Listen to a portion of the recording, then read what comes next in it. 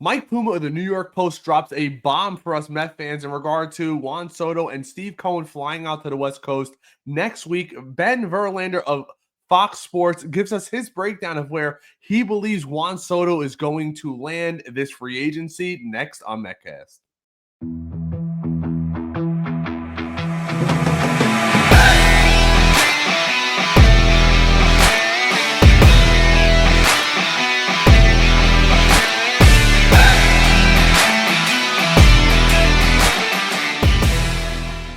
Okay, Met fans, it's been a crazy day in regard to the offseason for the New York Mets. Let's get right into it. First off, we had a story from the New York Post, Mike Puma. I'll bring it up for you right here. The New York Mets owner, Steve Cohen, will be flying out to the West Coast next week to meet personally with Juan Soto. There will probably be several other teams involved, but I expect this thing to get moving pretty much right away. I don't think Soto is going to be sitting around that long. The fact that Steve Cohen is going there, probably with David Stearns, shows how serious the Mets are. There's been a lot of reports that are, going around in the atmosphere saying the Mets are not that interested in Soto, or they're just there to drive up the price. That is all BS. The Mets are all in when it comes to Juan Soto. He is their guy. Now, another interesting tidbit, as I was surfing around the internet today, and we got not tagged, but we reposted one of Ben Verlander's videos, which was very interesting. He is an analyst for Fox Sports, obviously through the Fox Sports program, and I'm not even going to tell you what it is. I'm going to allow you to decide what you think he means here. Free agents in history, especially given his age. I mean, man, he is a young phenom still at this point. So Juan Soto is set to be a free agent. Where is he going? There's lots of talks. I would say the teams that I could see him signing with: Yankees. There's the Mets. I think there's the Cubs to a degree. There's the Dodgers. I'd throw the Padres in there. The Blue Jays are always in talks. The Blue Jays missed out on Aaron Judge. The Blue Jays missed out on Shohei Ohtani. So why wouldn't they translate that money right into Juan Soto? I mentioned Aaron Judge because I was meaning to talk about the Giants. I think the Giants could be a play. Maybe the Red Sox to a degree. But Juan Soto is a free agent. And I am going to tell you why Juan Soto is going to sign with the New York Mets. Amen. Hear me out. Steve Cohen, let's start with money, because I think money is top of mind and top priority to Juan Soto from whatever. Money and winning. Steve Cohen has all the money in the world. He can and he absolutely will outpay Hal Steinbrenner. I think Steve Cohen could potentially make. And remember this. 3 years ago, Juan Soto was offered a massive contract by the Washington Nationals, coming off a World Series title. And he still said, I'm not signing an extension. So for all those Yankee fans out there that are in my DMs on MetCast, he is not taking a discount. And I keep hearing, well, if it's close, he'll go with the Yankees. That is a load of horse crap, too. He is going to the highest bidder. Well, let's continue. Make Juan Soto the highest paid baseball player ever. There's a chance he beats Shohei Ohtani's contract. I mean, if he could give it, look, he's in his 20s, in his mid 20s. He could give him a 12 to 15 year deal, and he's not reaching 40 at that point.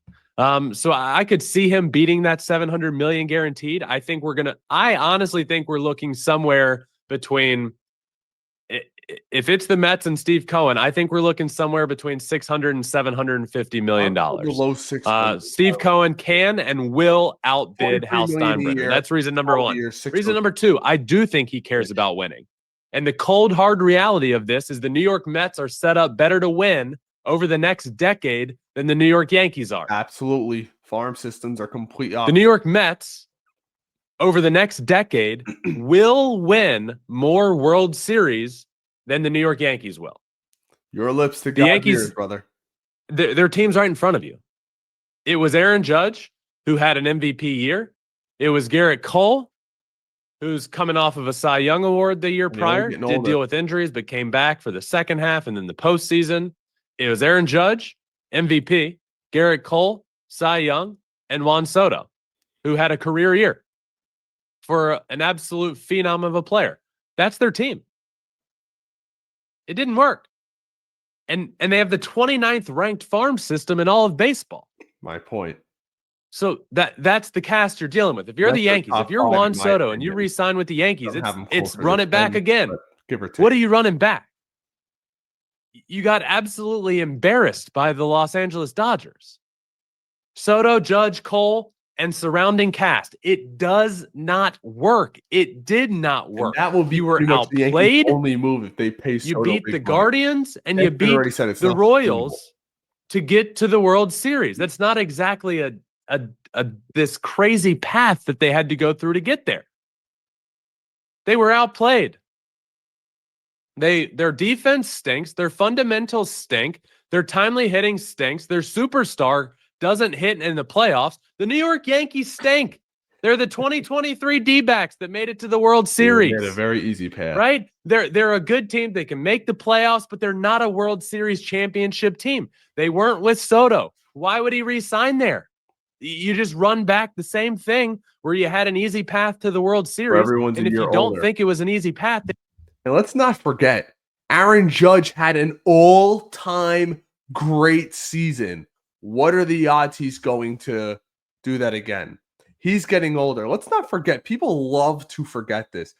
But prior to Aaron Judge signing that contract extension, he was hurt every single year in his career, except for that great year right before his contract extension.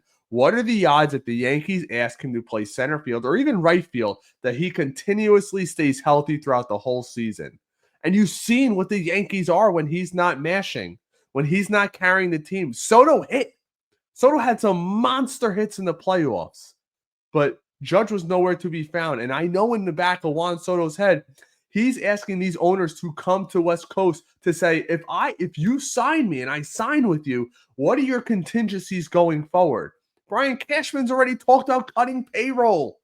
He said it's not sustainable the way they're spending. And they paid Soto what, in the mid-20s last year? Now you're going to almost double that this year going forward. So if I'm Juan Soto and I really care about winning, the Yankees over the next 10 years don't have as bright a future as the Mets. And I can't believe I'm even saying that. And I'm trying to take the goggles off that a lot of fans will say, but those are the facts. The Mets have a top 5 farm system. Brandon Sproat, Drew Gilbert, Ryan Clifford, Jet Williams, Ronnie Mauricio, Tidwell, Vassell. They have all these guys right there on the either already in MLB top 100 ranking or right on the cusp. The Yankees don't have any of that. 29th in MLB.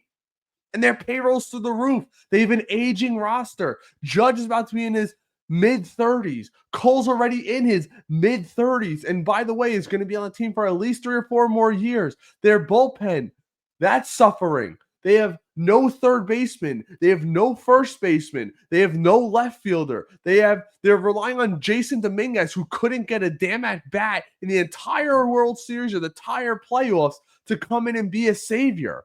They have so many holes. When you look around the diamond for the Mets, they have a ton of money coming off the books. They have young studs like Mark Vientos, who are only going to continue to ascend at 23 years old. You have Lindor, who just turned 30. You have guys like Brandon Nimmo, who's coming off a down year, but his track record is there. The Yankees, I hate to say it, in the next 2 or 3 years, they're in trouble. They're going to be the has-been. And Juan Soto is going to be looking for the team that's going to have continuous success, World Series potential for the next 10 to 12 years because he's signing a massive contract. Then you're lying to yourself. The Guardians and Royals are good teams. They're fine. But the Dodgers had to go through the Padres. They had to go through the hottest team in baseball and the Mets, or maybe you would have had to go through the Phillies. The NL path was way different. The Yankees didn't have that path. they had the World Series path handed to them, and then they were blown off the field with this core that they might just run right back next year, give or take a few different pieces. They don't have the money to sign Soto and then go crazy and get I don't know, a Blake Snell or a Corbin Burns. I just don't see that happening.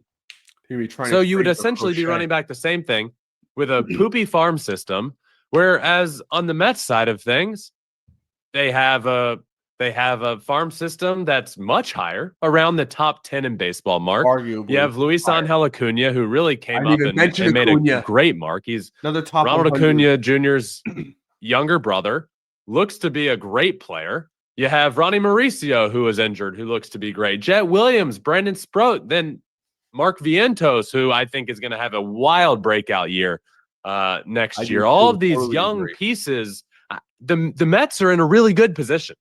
And none of For them are anyone struggling with ear ringing. But we've seen enough of that. You get the point. The future with Juan Soto is here with the New York Mets. I've been saying it time and time again. No excuses. Get it done. I don't want to hear anything. I'm more than willing to pay more money for the tickets. I paid more money for the parking already, the concession. Us in New York, especially on the Mets side, will be buying his jerseys and we'll be more than happy to pay for the on-field product. Let me know what you think of Ben's video. I think he nailed it. Does it get any different than that? Next week, we're going to find out an absolute ton, and don't be surprised if a trade or two is made prior to that. The Mets are looking for pitching. The White Sox are no doubt trading Garrett Crochet.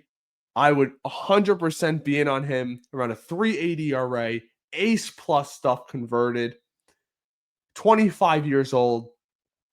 They're looking for young major league talent now, and the Mets have that to give up. Maybe you include a guy like Brett Beatty, who, let's be honest, if Pete Alonso's back with his team, there's no spot for him. You're not going to move him to second base. You already have Drew Gilbert and Acuna fighting it out there. And clearly, something that I already thought was almost a lock. I thought they were going to try Jet Williams or Acuna in center field. But you just heard David Stearns during his press conference the other day say, we're currently looking for a center fielder. I think that's more likely to come through trade. I don't think Bader's going to be back. Yeah, he gave Tyrone Taylor kind of a confidence boost there. We like Taylor, but you can't go into the season with him as a starter. Hell of a bench player, but that's where he belongs. So let me know what you guys think. Am I crazy? For one time, Steve Cohen needs to show who the boss is in this town. And that's him. Cannot be outbid. We'll follow up with more videos as we come, as breaking news follows. Be sure to give us a sub and a like, please. MetCast Pod on all platforms. Jason Love just revealed his reasons why to and why not to sign Pete Alonso in the offseason. That is one of our articles you could check out on our X page. We are on all platforms. As breaking news comes, like I said, we'll be right back here. Until next time. Oh, and really quick, big guest on Monday. Be sure to tune in.